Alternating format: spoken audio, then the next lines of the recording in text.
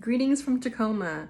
This video is for the Pandesal class, which is hybrid. So what you will be doing is creating your dough at this point, and then you're going to be storing it either in your fridge if you make it the day before, or you'll actually be keeping it on your countertop with a damp rag on top. So I'm going to go over the directions and the ingredients that you need to be able to create your dough so that you can have it ready on Friday to be able to shape and bake. Hey everybody, these are the ingredients that we're gonna need. We're gonna need 3 cups of flour, a 1/4 cup of sugar, 1 teaspoon salt, 1 cup of milk, 1 egg, 2 tablespoons of butter, 1/2 teaspoon of dry instant yeast, and the breadcrumbs are going to come later, so we'll focus on that later. Okay, so this is the lukewarm milk, and you typically want to have your fluid whenever you're baking to receive the yeast and let the yeast flourish. You typically want to have that at 100. So if you have it any hotter, the yeast will not grow. So the recipe that I'm using is by Foxy Folksy, and it's a Pandesal recipe. I'm going to be doing a different method off of the recipe, but her directions are good as well. But this is the way that I would do it. I would actually add the sugar to the liquid and dissolve that. And then also add the yeast at this time.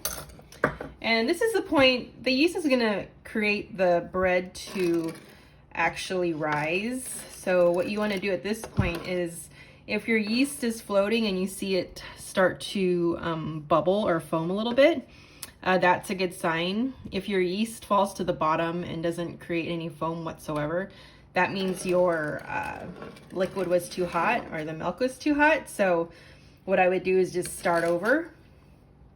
And then at this point, this is when we can start adding the dry ingredients, because we know that it's actually gonna rise. So we're gonna add the flour. 3 cups of flour. And I'm actually going to turn this out on the board. So basically, I'm going to mix this initially and then get it on the board. So we have the flour in there. We're going to do the salt. And then I'm going to mix this a little bit. And then I'm going to add the egg. And then I'm going to add the 2 tablespoons of butter.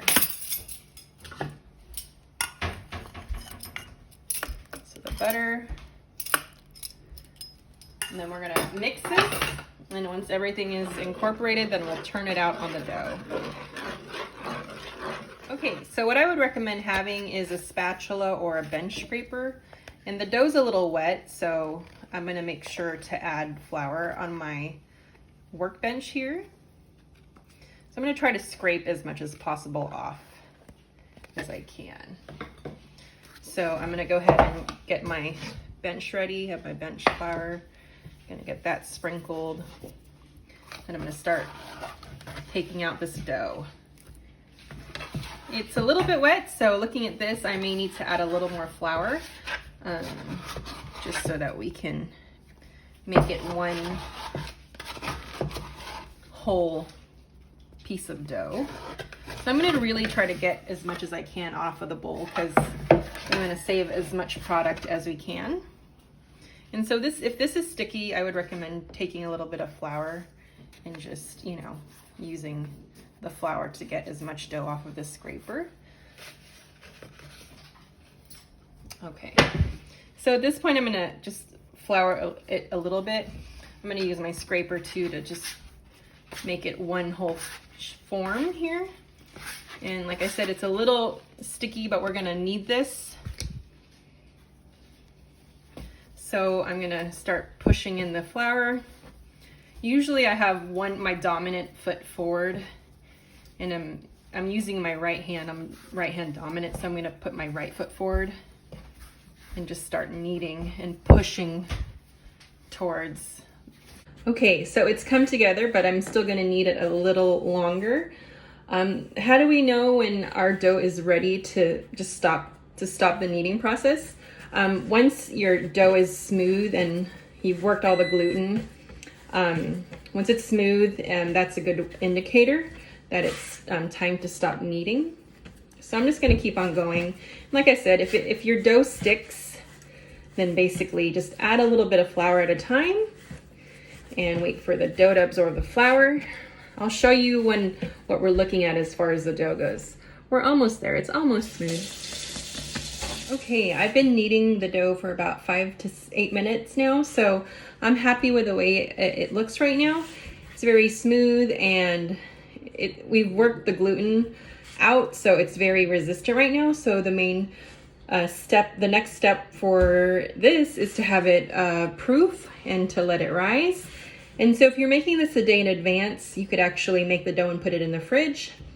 And I would say take it out like an hour before we get started at 10 o'clock, and then it should be ready to shape at that point. But you do want this to have a smooth consistency. And so what we're gonna do next is go ahead and get this in a bowl and put a wet towel over it. Okay, so what I would recommend doing is putting a little barrier of oil or butter on your actual bowl to protect the dough from sticking. If you're gonna be putting this in your fridge, I would recommend putting saran wrap on this.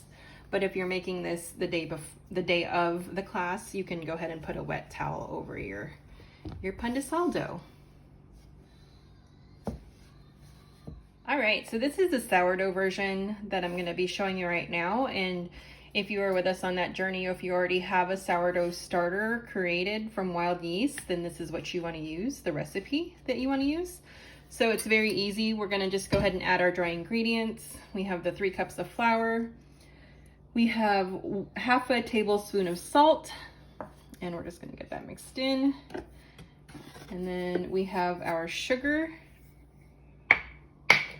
That is a tablespoon of sugar.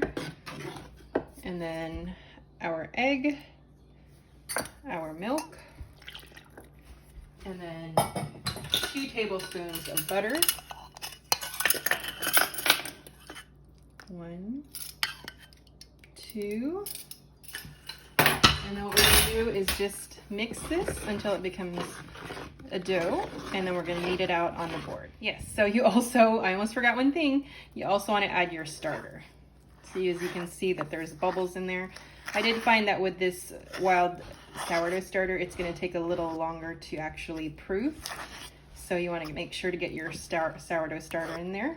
Almost forgot it, guys. So I mixed most of this with my hand, but I'm also gonna just take this off of the spoon and start using my hand to get this dough together.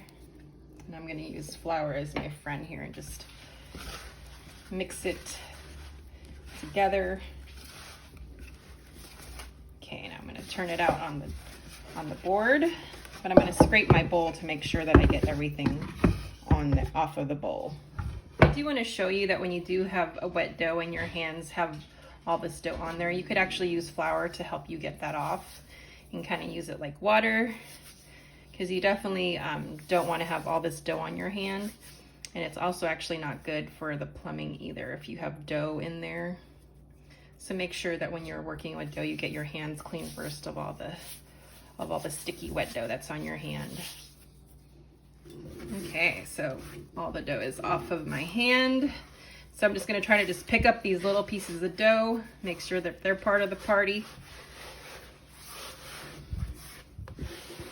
And then I can start kneading. I also want to make sure that I pick up anything that's on the board. So this is a bench scraper. If you have a metal one, that would work as well. So our goal is to make this as smooth as possible. Okay, so I'm finished kneading my sourdough. I'm gonna go ahead and wipe this with butter or oil and create a barrier so that it doesn't stick. What I've noticed with the sourdough is it's not as sticky as the non-sourdough dough. So we'll see. I'm gonna bake this off tonight and see what happens. But yes, if you are interested in doing the sourdough that you created, this is the recipe you wanna use.